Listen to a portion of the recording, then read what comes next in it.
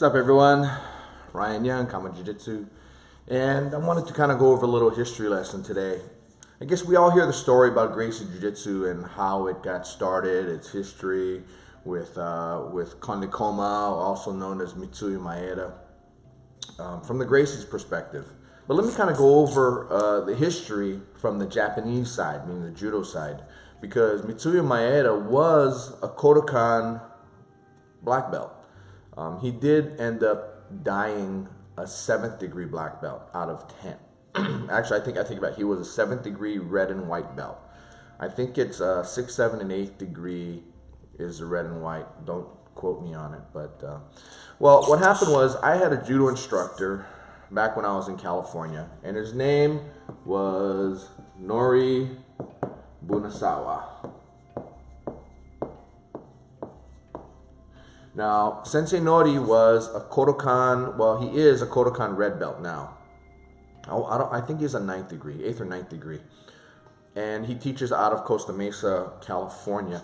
Now, he was one of Kimura's final students. Masahiko Kimura, the one who beat Helio Gracie to where Carlos Sr. had to throw the towel in on him because Helio was bleeding out of his ear, and I think his arm was broken or it was popped. He had gone unconscious. Luckily, did it with his eyes open because when Kimura let the choke go, then he was able to continue on and fight.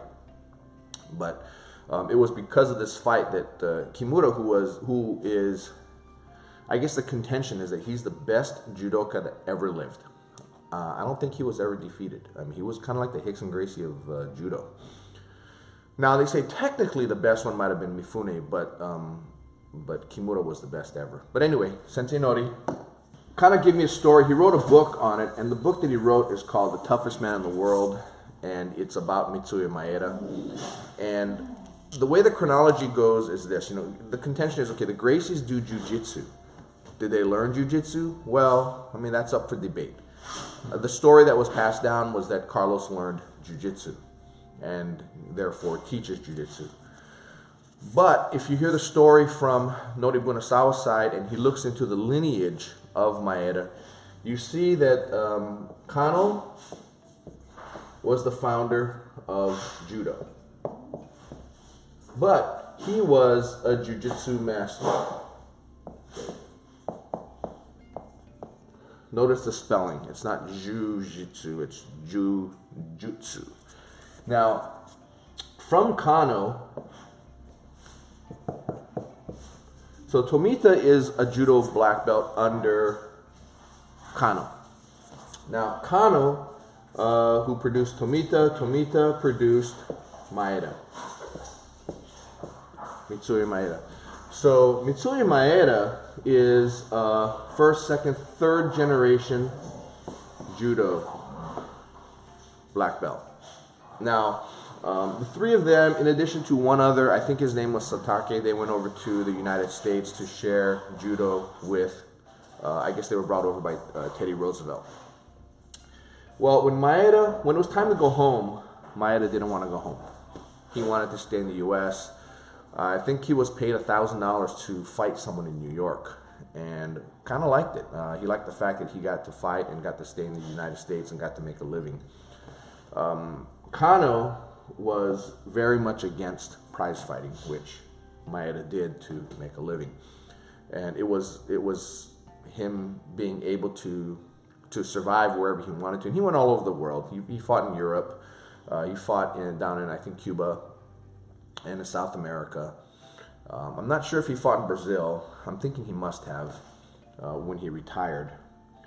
But Maeda then taught Carlos Sr. So the question is, did Carlos Sr. learn judo or jiu-jitsu? Well, if you take the Japanese side, you look at the lineage, he didn't learn jiu-jitsu, he learned judo. Now, why was it called jiu-jitsu? Well, Maeda was already in hot water for prize fighting.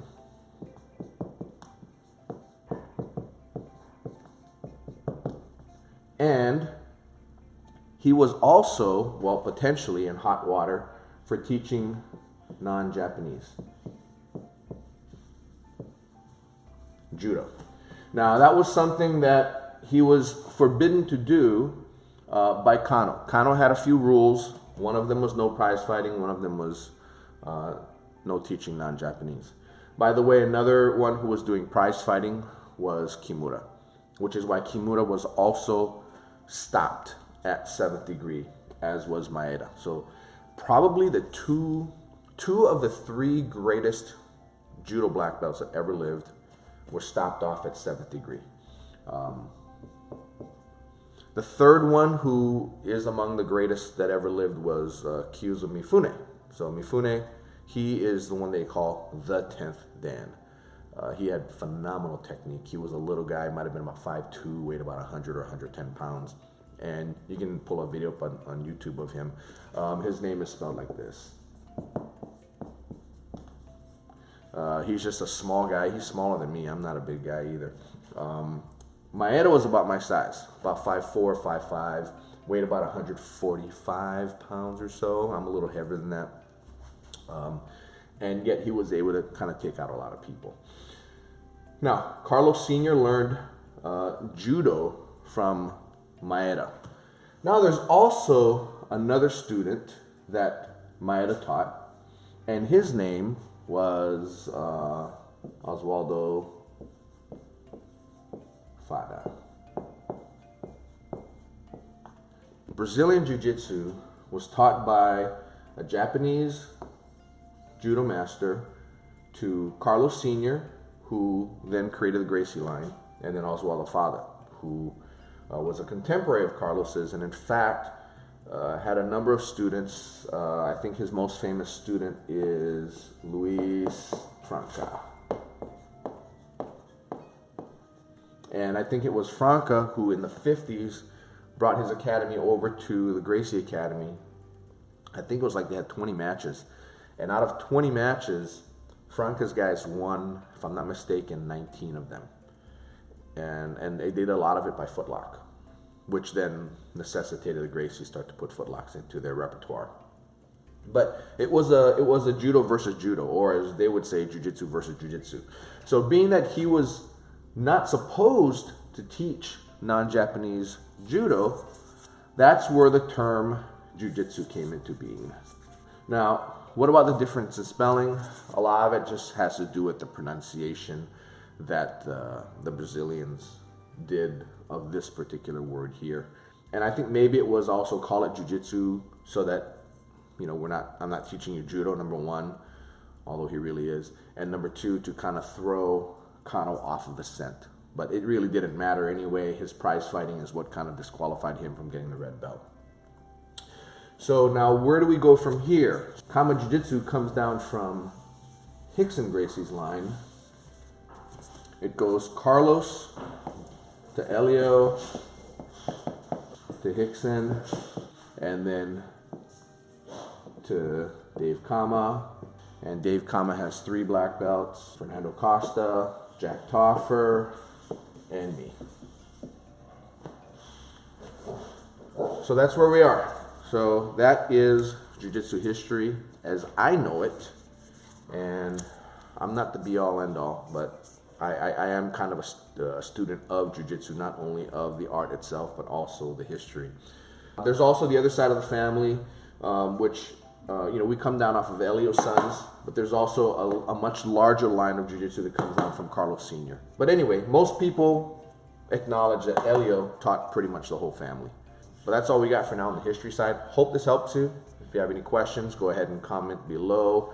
Thank you for liking or disliking our videos, and thank you for sharing, and subscribe to the channel as well. Take care. Bye-bye.